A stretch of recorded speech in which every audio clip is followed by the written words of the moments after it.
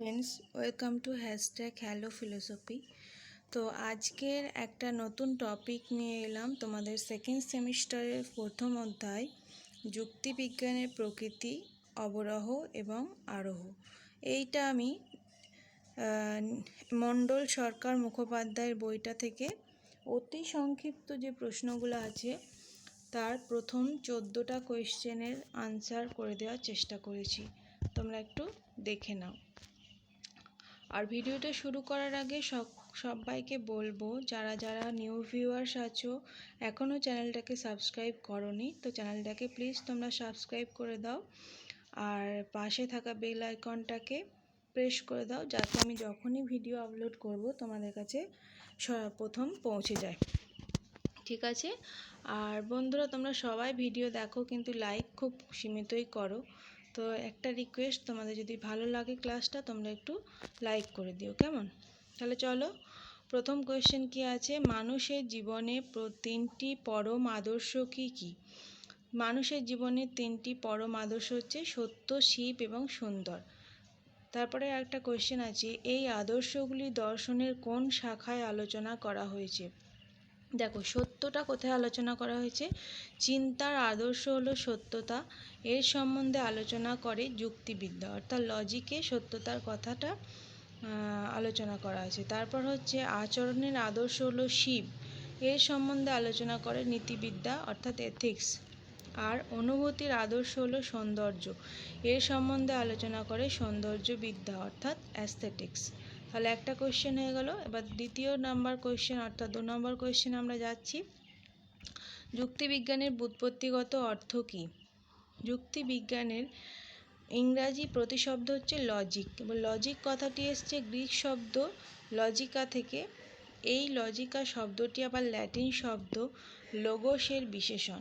Logos কথাটির অর্থ হলো চিন্তা বা ভাষা, অর্থাৎ লজিক হলো ভাষায় প্রকাশিত চিন্তা বা যুক্তিশাস্ত্র সম্বন্ধীয় বিজ্ঞান। সুতরাং লজিক কথাটির বাংলা প্রতিশব্দ হলো যুক্তিবিজ্ঞান বা তর্কবিজ্ঞান। ঠিক আছে? এরপরে দেখো, যুক্তিবিজ্ঞান কাকে বলে?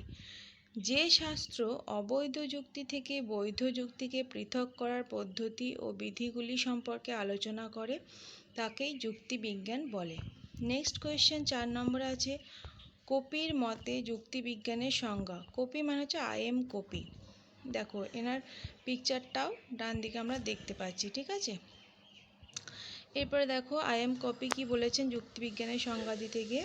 আধুনিক যুক্তিবিজ্ঞানী কপি তার ইন্ট্রোডাকশন টু লজিক গ্রন্থে তর্কবিদ্যা বা যুক্তিবিজ্ঞানের সংজ্ঞায় বলেছেন, যুক্তিবিজ্ঞান হলো সেই শাস্ত্র যা বৈধ বা যথার্থ যুক্তি থেকে অবৈধ বা অযথার্থ যুক্তিকে পৃথক করার পদ্ধতি বা নিয়ম নিয়ে আলোচনা করে।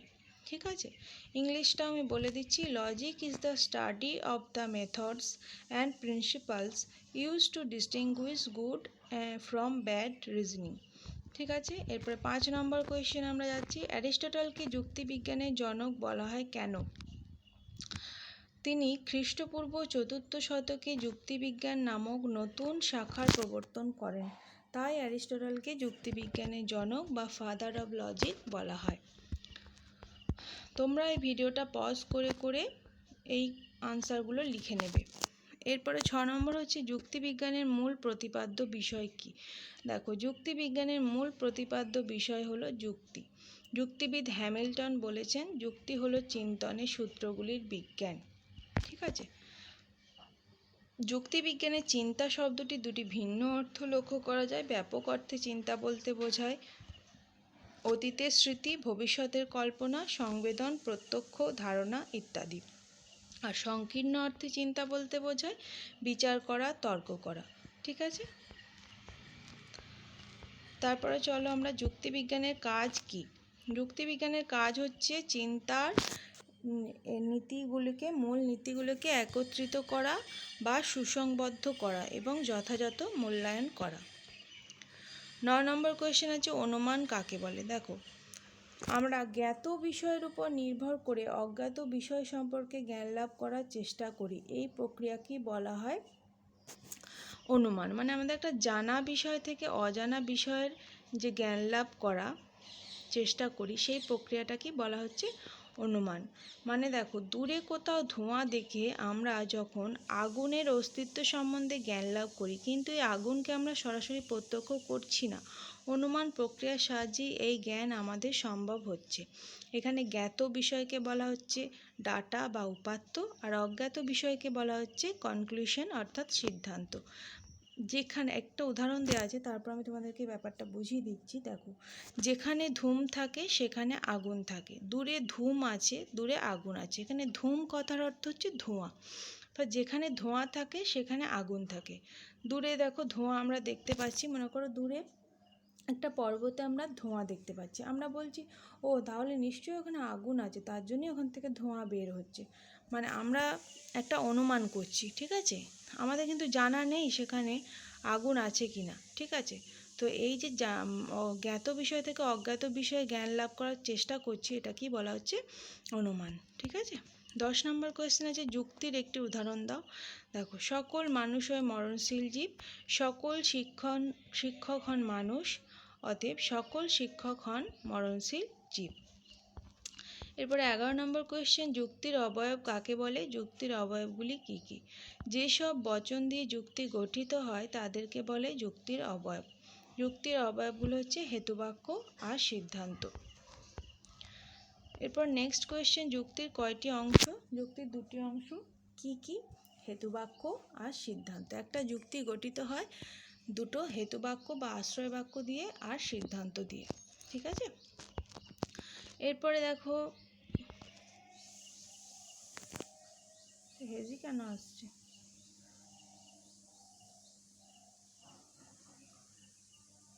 হেতুবাক্য কাকে বলে? যে বচন বা বচনসমূহের সত্যতার ভিত্তিতে অন্য কোনো বচনের সত্যতা দাবি করা হয় সেই বচনকে বলা হয় হেতুবাক্য।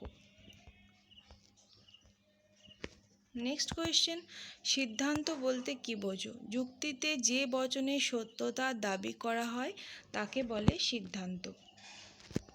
দেখো, কোনো মানুষ নয় দেবতা, প্রথমে এটা হচ্ছে হেতুবাক্য। তারপর হচ্ছে কোনো দেবতা নয় মানুষ, এটা হলো সিদ্ধান্ত, ঠিক আছে। দুটি বচন দ্বারা যুক্তিটা গঠিত হয়েছে। সিদ্ধান্তটা কেবলমাত্র একটি মাত্র হেতুবাক্য থেকেই নিঃসৃত হয়েছে। তাহলে আমি 14টা এই কোয়েশ্চেন, প্রথম 14টা কোয়েশ্চেন করে দেওয়ার চেষ্টা করলাম। তোমরা যদি এরকম ক্লাস চাইছো তো তোমরা নিশ্চয়ই কমেন্ট বক্সে অবশ্যই জানাবে, আর কতটা হেল্পফুল হচ্ছে এই ক্লাসটা তোমাদের জন্য সেটাও তোমরা অবশ্য করে জানাবে। তো আজকের মতো এখানেই আমি ক্লাসটা শেষ করছি। পরবর্তী ক্লাস নিয়ে আবার নতুন একটা ক্লাস নিয়ে তোমাদের সঙ্গে দেখা হচ্ছে। তো চলো, টাটা।